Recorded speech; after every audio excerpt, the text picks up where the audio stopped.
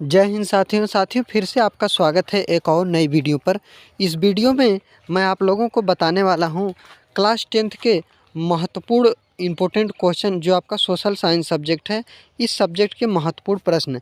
यह प्रश्न आपके बोर्ड एग्ज़ाम में हर साल पूछा जाता है और 2025 बोर्ड एग्ज़ाम में भी यह प्रश्न पूछा जाएगा। Class 10 social science 2025। अब आपका क्वेश्चन अभी मैं बताऊंगा, वीवीआई क्वेश्चन है। क्या है क्वेश्चन?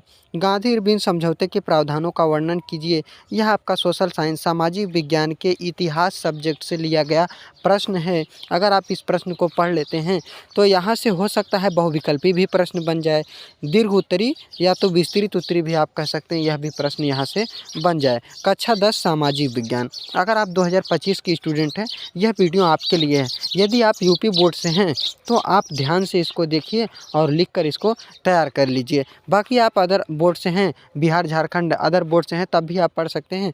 बस क्या होना चाहिए? एनसीईआरटी एनसीईआरटी देखिए आप चलता है तो एनसीईआरटी अगर आपका भी है तब भी आप पढ़ सकते हैं।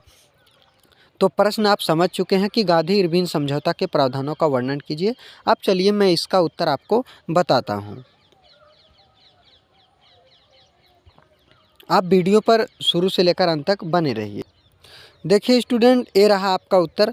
अगर आप चैनल पर नए आए हैं तो चैनल को सब्सक्राइब कर लीजिएगा, वीडियो पर एक लाइक ज़रूर दीजिएगा और चैनल को सब्सक्राइब करके और वीडियो को हो सके तो शेयर भी कर देना और कमेंट भी कीजिएगा। अगर आपको किसी अन्य टॉपिक पर वीडियो चाहिए तो भी मैं आपको उस टॉपिक पर वीडियो बनाकर दे दूंगा, ताकि आप अपने बोर्ड एग्ज़ाम की तैयारी अच्छी तरह से कीजिए और आपको कोई भी समस्या ना हो। यदि आपको कोई समस्या हो रही किसी भी सब्जेक्ट में तो आप कमेंट कीजिए, मैं आपको उस टॉपिक पर वीडियो बनाकर दे दूंगा, क्योंकि आपका परीक्षा नज़दीक आ गया है।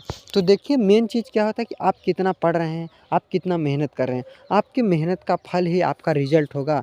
अगर आप मेहनत नहीं करेंगे तो कोई कितना भी कह ले, कितना भी वीडियो देख लीजिए, कितना भी किसी का वीडियो देख लीजिए, पढ़ लीजिए, कुछ नहीं होगा।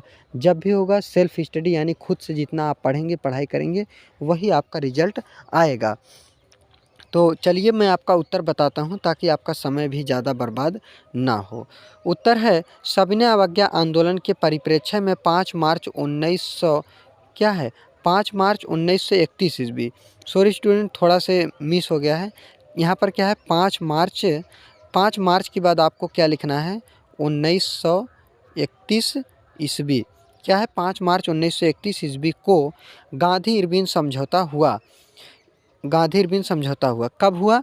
तो उस समय 1930 में क्या चल रहा था? सविनय अवज्ञा आंदोलन चल रहा था। अब परिप्रेक्ष्य मतलब उसी के समय 5 मार्च 1931 ईस्वी को क्या हुआ? गांधी इरविन समझौता हुआ। इरविन उस समय भारत के वायसराय थे। पहले जो राजा महाराजा नहीं बोला जाता था, उस तरह से क्या थे? भारत के वायसराय थे। कौन थे? इरविन थे। इस समझौते में इस समझौता देखिए यह जो समझौता है, इस समझौते में या इस समझौते के प्रावधान, प्रमुख प्रावधान, इस समझौते के, यहाँ पर आप क्या लिख लीजिए? के लिख लीजिए। इस समझौते के प्रमुख प्रावधान निम्नलिखित थे। इस समझौते के प्रमुख प्रावधान निम्नलिखित थे। अब इस समझौते के जो प्रावधान थे वह कई प्रावधान थे। तो देखिए स्टूडेंट, थोड़ा से मिस हो गया है 2 जगह। यहाँ पर आपको क्या लिखना है 1931, बस इतना ध्यान देना है। और यहाँ पर इस समझौते के, बस बाकी सब आपका ठीक है। तो पहला क्या कारण क्या है? इस समझौते के प्रमुख प्रावधान थे। प्रावधान मतलब बात, क्या बातें कहिए। पहला बात कहा गया कि सविनय अवज्ञा आंदोलन स्थगित कर दिया जाएगा, कि जो सविनय अवज्ञा आंदोलन है स्थगित कर दिया जाएगा, मतलब उसको रोक दिया जाएगा।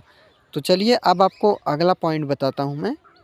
अब आपका अगला पॉइंट है, दूसरा पॉइंट है सरकार अध्यादेशों व मुकदमों को वापस ले लेगी। जो सरकार है, अंग्रेजी सरकार, वह अध्यादेश व मुकदमा, जो भी मुकदमा है, जो भी हल्ला झगड़े हैं, उसको क्या करेगी? उसको वापस ले लेगी। तीसरा, हिंसात्मक अपराधियों को छोड़कर अन्य समस्त राजनीतिक बंदियों को मुक्त कर दिया जाएगा। जो हिंसात्मक अपराधी हैं, जो हिंसा किए हैं, मार किए हैं, झगड़ा किए हैं, उनको छोड़कर अन्य समस्त राजनीतिक बंदी को, अब और जो राजनीतिक बंदी होंगे, राजनीति से संबंधित बंदी होंगे, उनको क्या होगा? हिंसात्मक अपराधियों को, जो हिंसा किए होंगे, उनको छोड़कर जो राजनीतिक बंदी होंगे, जो राजनीतिक आदमी होगा, उसको क्या किया जाएगा? मुक्त कर दिया जाएगा। चौथा आपका है सॉरी दोस्तों, देखिए आपको तीसरे में ही थोड़ा-सा मैं एक बात बता दूँ कि इरविन ने कहा, इस समझौते में कहा कि हिंसात्मक अपराधी को छोड़कर, यानी जो व्यक्ति हिंसा किया है उसको नहीं छोड़ा जाएगा, उसको छोड़कर, इसको छोड़कर किसको किया जाएगा? राजनीतिक बंदी, जो राजनीतिक है उसको मुक्त किया जाएगा, लेकिन इनको छोड़कर मतलब इनको नहीं किया जाएगा। यही बात लोगों ने समझ नहीं पाया और भगत सिंह की फांसी हो गई। क्यों? क्योंकि उनके ऊपर हिंसात्मक घटना का क्या लगा था? आरोप लगा था। यही बात समझ नहीं पाए लोग और साइन कर दिए ऐसा और इसको मान लिए और यही कारण बन गया किसका? भगत सिंह के फांसी को। और भी 2-3 लोग थे, फांसी दिया गया। तो अब आपको चौथा क्या है? शराब, अफ़ीम व विदेशी वस्तुओं की दुकानों पर धरना देने वालों को गिरफ्तार नहीं किया जाए। कि जो शराब है, दारू है, अफ़ीम है, चरस है, इन सभी पर जो धरना दे रहे हैं उनको गिरफ्तार नहीं किया जाएगा, क्योंकि ऐसा करने पर जब शराब, दारू ये सब चीज़ें जो नशीली होते हैं पदार्थ, इन पर अगर कोई व्यक्ति विरोध करता था तो सरकार उनको बंदी बना लेती थी। लेकिन इस समझौते में कहा गया कि ऐसा करने पर किसी भी व्यक्ति को बंदी नहीं बनाया जाएगा। पाँचवा है समुद्र तट से एक निश्चित दूरी पर नमक बनाने की छूट होगी। जो समुद्र तट मतलब समुद्र का जो किनारा है, वहाँ से एक दूरी तय किया जाएगा कि इतने ही दूरी पर क्या किया जाएगा कि नमक बनाया जाएगा, बाकी इससे ज़्यादा दूरी पर आप नमक नहीं बना सकते हैं। छठवां पॉइंट है ज़मानतें व जुर्माने वसूल नहीं किए। जो ज़मानत हो चुके हैं, जो जुर्माना लगा है उसको अब वसूल नहीं किया जाएगा, उसको छोड़ दिया जाएगा कि उसको जाने दीजिए। तो ये रहा आपका छठवां पॉइंट। अब चलिए आपको मैं बताऊँ सातवां पॉइंट। सातवां पॉइंट पे आपको ध्यान देना है कि सातवां पॉइंट आपका क्या कह रहा है कि जिन व्यक्तियों ने सरकारी नौकरी छोड़ दी है उन्हें वापस लेने में उदार नीति अपनाई जाएगी।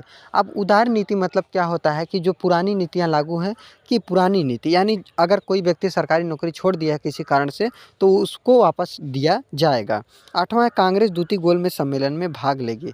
जो कांग्रेस है वह द्वितीय गोलमेज सम्मेलन कब हुआ था? तो प्रथम गोलमेज सम्मेलन जो हुआ था 1930 में हुआ था, द्वितीय गोलमेज सम्मेलन 1931 में हुआ था और तृतीय गोलमेज सम्मेलन 1932 में। यही 3 ही गोलमेज सम्मेलन हुए थे।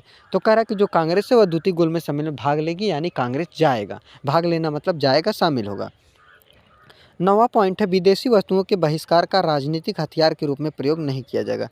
कि जो विदेशी वस्तुओं के बहिष्कार हैं, बहिष्कार मतलब विदेशी वस्तु को ना लेना या उनको खराब कहना, तो उसको क्या किया जाएगा? राजनीतिक हथियार के रूप में प्रयोग नहीं किया जाएगा। कि उसको हथियार के रूप में प्रयोग नहीं किया जाएगा, बाकी शांतिपूर्वक ऐसा किया जाएगा कोई काम। 10वां है कांग्रेस पुलिस जो अत्याचारों के विरुद्ध निष्पक्ष जांच की मांग को त्याग देगी। कि जो कांग्रेस पुलिस है जो अत्याचार कर रहे हैं लोग, उसके विरुद्ध निष्पक्ष जांच की मांग को त्याग देंगे। कि जो मांग है, अगर कोई अंग्रेज है गलत मांग कर रहा है तो उसके मांग के उसका जांच किया जाएगा और जो गलत चीज़ होगा उसको क्या किया जाएगा? त्याग दिया जाएगा। तो ये रहा। तो अंग्रेज जब हमारे देश में रहे तो कुछ काम भी किए, लेकिन हमारे देश को एक ऐसा मेंटली डिस्टर्ब करके रख दिए, उनके दिमाग को ही ऐसा डिस्टर्ब किया कि यह कुछ कर ना पाएँ। तो कोई भी व्यक्ति अगर गुलाम बनाएगा तो इतना आसानी से नहीं, उसके पास तो कुछ ना कुछ दिमाग होगा। इसलिए अब भारत आज़ाद हो गया, अब आप आज़ाद हैं। अब आप अपने घर में, अपने स्कूल में, कहीं पर भी आप बैठे हैं, आप अच्छी तरह से पढ़ाई कर सकते हैं और अपने एग्ज़ाम की तैयारी कर सकते हैं। आपको कोई रोकने वाला नहीं है, सिर्फ़ आपको ध्यान से अपना पढ़ाई करना है, क्योंकि इस दुनिया में कोई किसी का नहीं होता है। कभी-कभी ऐसा होता है कि आपका परिवार ही आपका साथ नहीं देता है, तो फिर आप इस दुनिया पर क्या भरोसा कर रहे हैं? इस दुनिया के लोगों पर, चाहे आप लड़की हैं तो लड़के पर भरोसा करके रह रहे हैं, लड़का है तो लड़की पर, नहीं, आप भरोसा कीजिए। लेकिन अगर कोई भी व्यक्ति हो, कोई भी लड़की हो, वह लड़का के ऊपर अगर उसको 5% भरोसा नहीं यानी 95% भरोसा है, तब भी उससे ज़्यादा लगाव रखना नहीं चाहिए, उसको छोड़ना ही बेहतर होगा। और यदि कोई लड़का हो और कोई लड़की है, अगर उससे भी आपके आप भी उसके ऊपर भरोसा नहीं करते हैं, या वो भी आपको दिक्कत होता है कि ऐसा कि अगर आपको भी उसके ऊपर विश्वास नहीं है, आपको भी 1% 2% अगर विश्वास कम हो तब भी छोड़ देना। विश्वास होने का मतलब है कि दुनिया का कोई भी व्यक्ति हो जिसके ऊपर 100 में 100% विश्वास होना चाहिए कि नहीं, ये इंसान ठीक है, ये इंसान हमारे साथ कभी गलत नहीं कर सकता है। ऐसे इंसान से दोस्ती कीजिए, चाहे जो भी आपका साथी हो, कुछ भी हो। तो दोस्तों उम्मीद करता हूँ वीडियो पसंद आया। अगर आपको वीडियो पसंद आया हो तो चैनल को सब्सक्राइब ज़रूर कीजिएगा। तो मिलते हैं कल की वीडियो में, आज के लिए बस इतना ही। जय हिंद, जय भारत।